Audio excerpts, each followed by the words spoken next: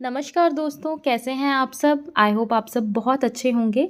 तो आज का जो हमारा टॉपिक है वो बहुत ही ज़्यादा इंटरेस्टिंग टॉपिक है और ये हमेशा ही मतलब कह लो कि एग्ज़ाम में आता ही आता है और बहुत ही एक इम्पॉर्टेंट क्वेश्चन बनता है from the examination point of view. तो इसके पहले भी आज मैंने एक वीडियो अपलोड की है असेसमेंट एंड इवैल्यूएशन की, जिसका मैं आपको लिंक दे दूँगी। वो भी पूरा एक कंप्लीट कॉन्सेप्ट है, वो आप पूरा कर लोगे। उसमें से भी एक एक क्वेश्चन तो आएगा ही आएगा 100%। और मतलब एक क्वेश्चन और भी आने के चांसेस हैं, मतलब उसमें से 2 क्वेश्चन आने के चांसेस हैं। ठीक है?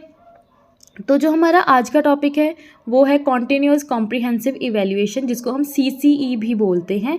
तो बहुत ही ज़्यादा नाम से ही आपको पता चल गया होगा कि ये बहुत ही ज़्यादा इंपॉर्टेंट टॉपिक है। ठीक है, तो अगर आप मेरे चैनल पर आज नए आए हैं, पहली बार मेरी वीडियोस देख रहे हैं, तो मेरे चैनल को सब्सक्राइब करना बिल्कुल मत भूलिएगा और उसके साथ ही बेल आइकन को ज़रूर प्रेस कर दें, ताकि मेरे आने वाले वीडियोज़ की नोटिफिकेशन आपको सबसे पहले मिल सके। ठीक है, और साथ में ही वीडियो को एंड तक बने रहिए, ताकि आपको पूरा जो कॉन्सेप्ट है वो क्लियर हो जाए, आपको पूरा जो है यहाँ से डाटा मिल जाए, इन्फॉर्मेशन मिल जाए।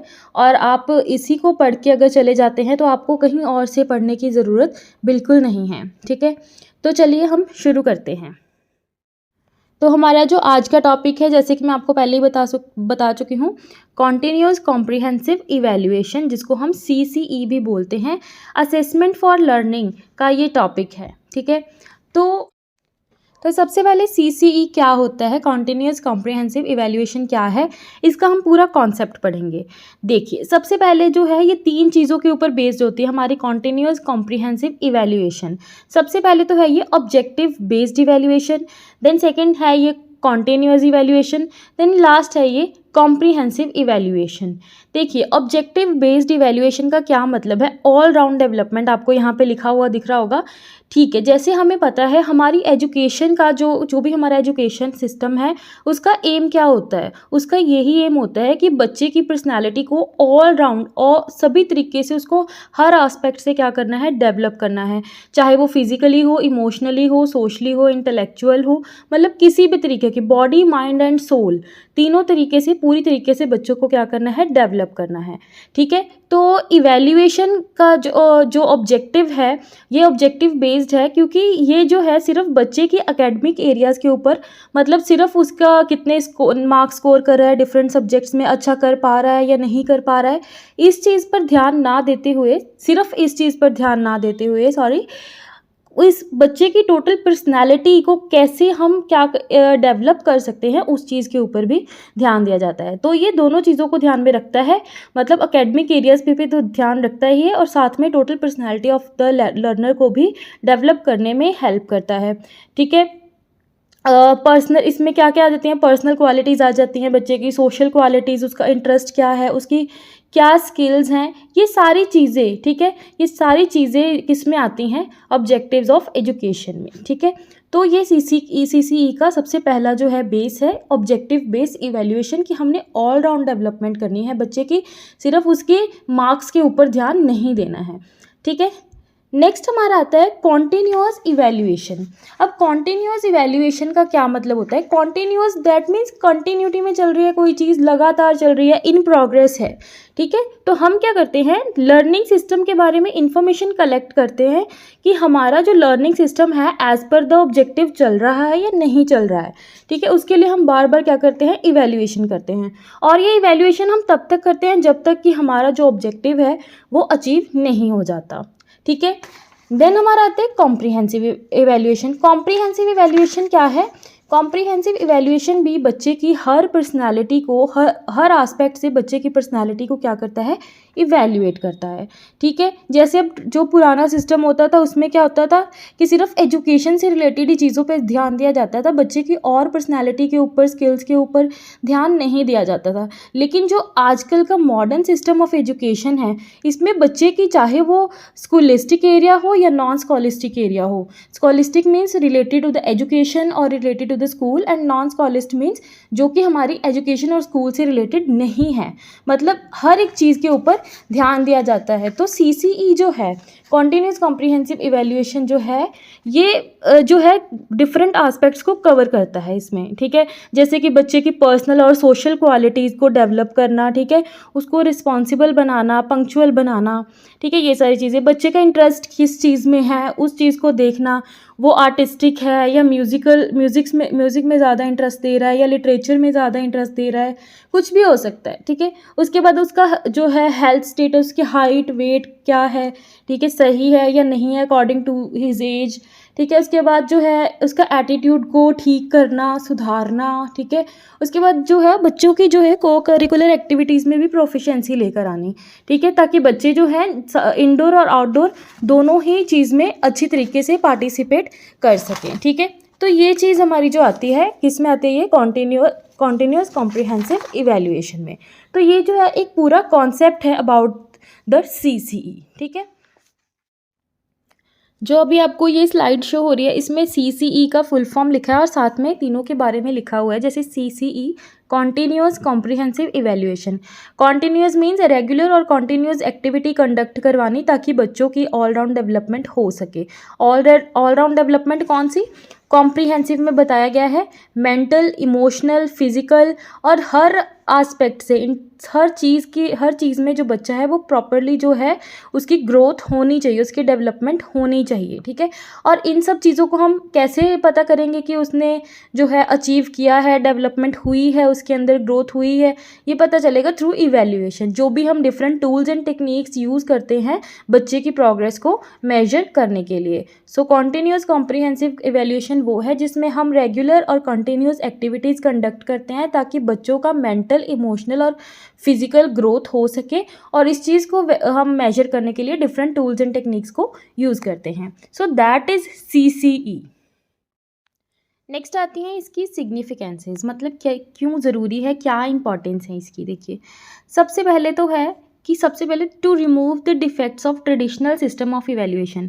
जैसे कि हमें पता है जो ट्रेडिशनल सिस्टम ऑफ इवैल्यूएशन है वो बहुत ही ज़्यादा जैसे सिर्फ बच्चों के एकेडमिक के ऊपर ही ध्यान देता है कि बच्चा कोई सब्जेक्ट अच्छे से कर रहा है या नहीं कर रहा है, मतलब उसी चीज़ के ऊपर ध्यान देना। बाकी और चीज़ें, बच्चा किसी आर्ट में, अगर कोई बच्चा आर्टिस्टिक है तो उसको इग्नोर कर दिया जाता है, अगर कोई गेम्स में अच्छा है तो उसको इग्नोर कर दिया जाता है, उस चीज़ के ऊपर मतलब इतना ध्यान नहीं दिया जाता। वहाँ पर सिर्फ मार्क्स और ग्रेड्स को ही ज़्यादा ध्यान दिया जाता है, ठीक है। तो उस चीज़ को रिमूव करने के लिए, ट्रेडिशनल सिस्टम की इस चीज़ को रिमूव करने के लिए जो है ये जो CCE जो है इसको लॉन्च किया गया और हमारी इंडियन एजुकेशन में इसको इस्टेब्लिश किया गया, ठीक है। उसके बाद आता है हमारा to make evaluation on integral part of TLP। TLP means teaching learning process, ठीक है। अब जो CCE है अब इतना ज़्यादा ज़रूरी हो गया है कि वो हमारा टीचिंग लर्निंग प्रोसेस का एक इम्पॉर्टेंट पार्ट बन चुका है। इसके बिना हम जो है कह लो कि हम वो नहीं कर सकते, मेजर नहीं कर सकते कि बच्चे की जो डेवलपमेंट हुई है या नहीं हुई है।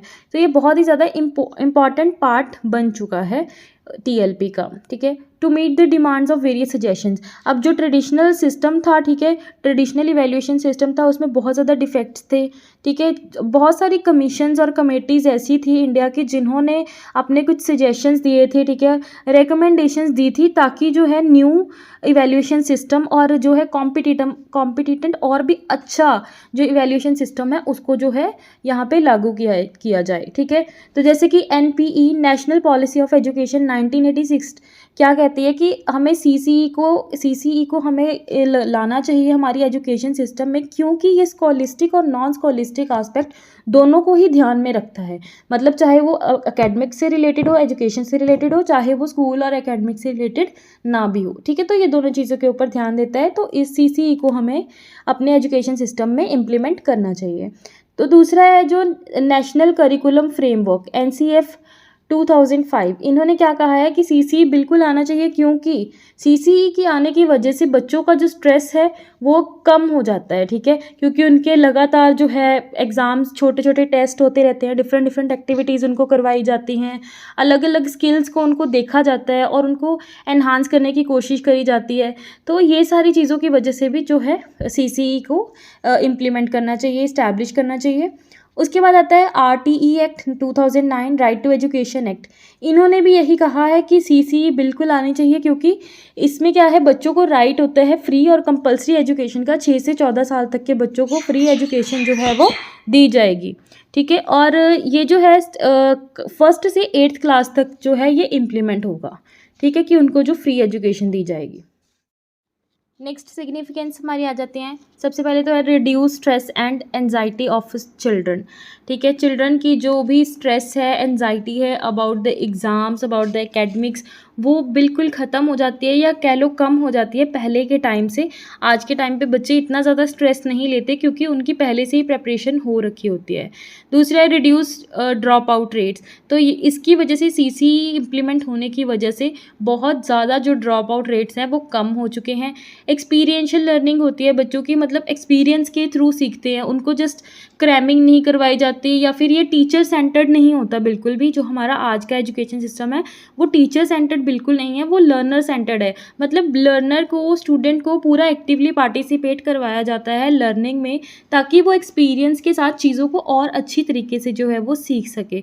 और इम्प्रूव स्टूडेंट परफॉर्मेंस, तो इससे जो क्या होती है, स्टूडेंट की परफॉर्मेंस भी क्या होती है, इम्प्रूव होती है। क्यों? क्योंकि उनको टाइम टाइम पे फीडबैक मिलता रहता है अपने बारे में, कि उनके अभी कहाँ पे स्टैंड कर रहे हैं, क्या चीज़ उनको, किस चीज़ में वो ज़्यादा अच्छे हैं, या किस चीज़ में उनको सुधार लाना चाहिए।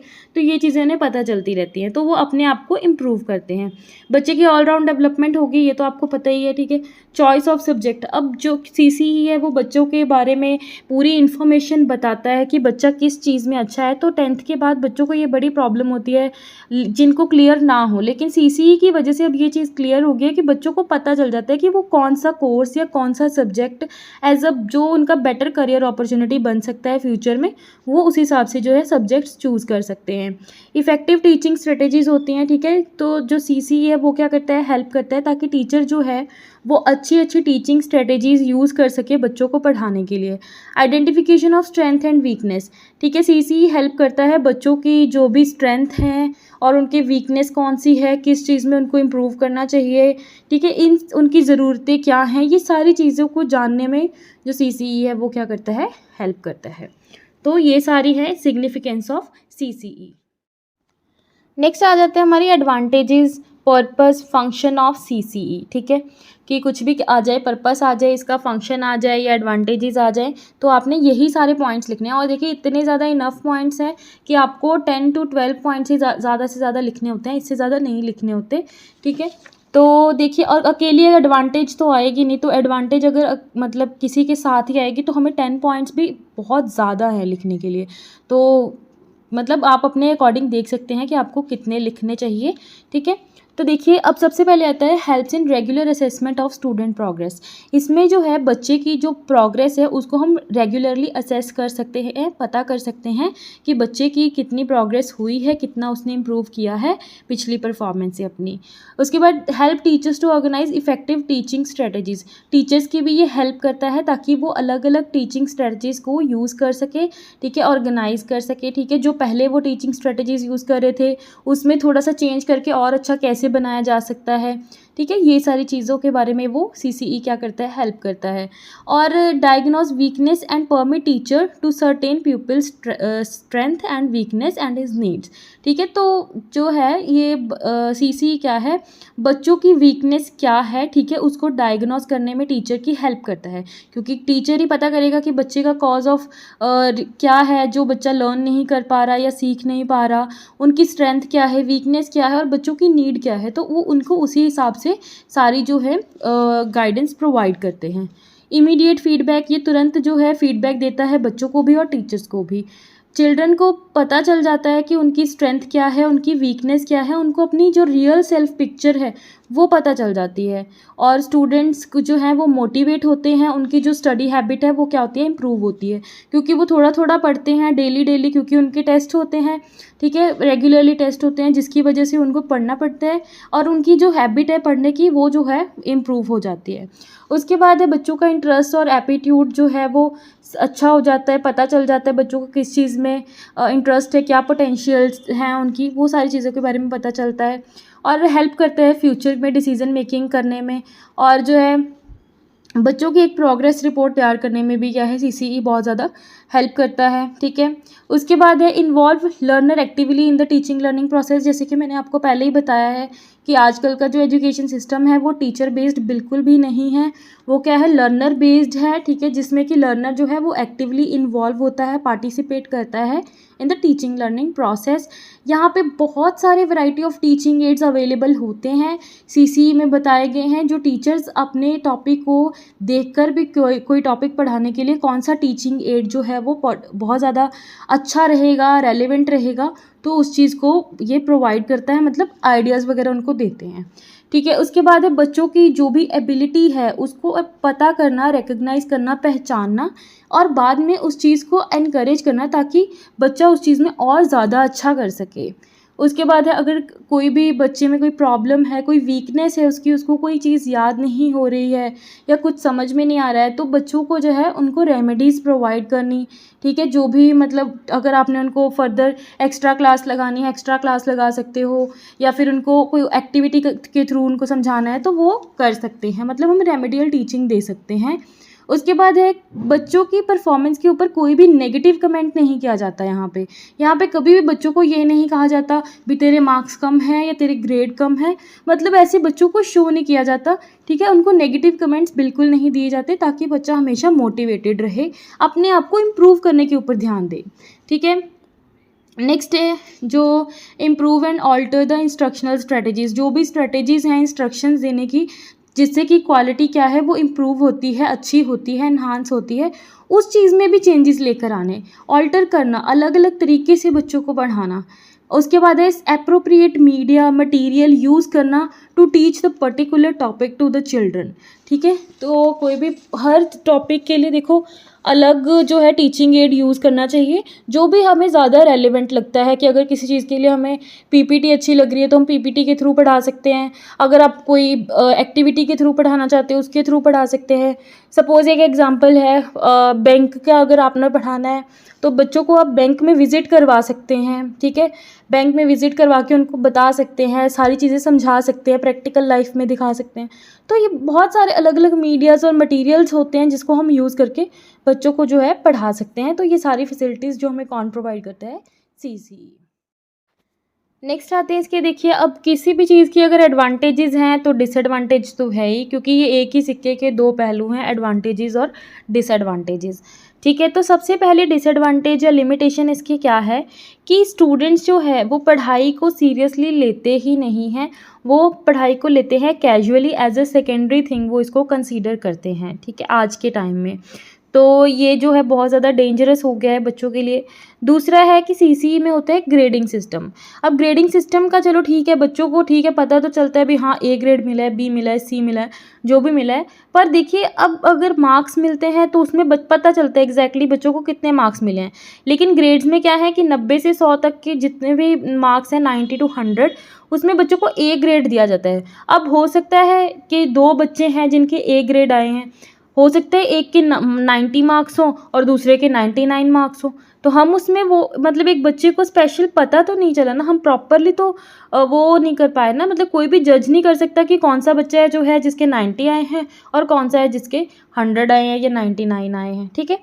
उसके बाद आता है बहुत ज़्यादा क्या होता है, टाइम कंज्यूमिंग होता है। क्यों? क्योंकि इसमें ढेर सारी असाइनमेंट्स होती हैं, बहुत सारा कुछ करना होता है, डिफरेंट को करिकुलर एक्टिविटीज़ होती हैं जो कि बहुत ज़्यादा टाइम कंज्यूमिंग होती है और साथ ही साथ एक्सपेंसिव भी बहुत होती हैं, क्योंकि एक्टिविटीज़ बच्चे करेंगे, घर से करके लाएंगे, चाहे स्कूल में करेंगे, उसके लिए बहुत ज़्यादा जो है पैसा वगैरह खर्च होता है, ठीक है। उसके बाद है students are busy in project work. अब इतने सारे प्रोजेक्ट वर्क उनको मिलेंगे तो उनको काम तो करना होगा, तो उनके पास पढ़ने के लिए इतना टाइम नहीं बचता है और रेस्ट करने के लिए तो बिल्कुल ही नहीं बचेगा, ठीक है। बच्चों को बिल्कुल भी रेस्ट नहीं मिलती है क्योंकि उनको पूरा साल पढ़ाई करने के लिए कहा जाता है, फोर्स किया जाता है, तो बच्चों को बिल्कुल भी रेस्ट नहीं मिलती। और क्योंकि उनकी हर activity, each and every activity जो है उसको मतलब रेगुलरली चेक किया जाता है, देखा जाता है, मॉनिटर किया जाता है, ठीक है। उसके बाद है possibility of favouritism by teacher.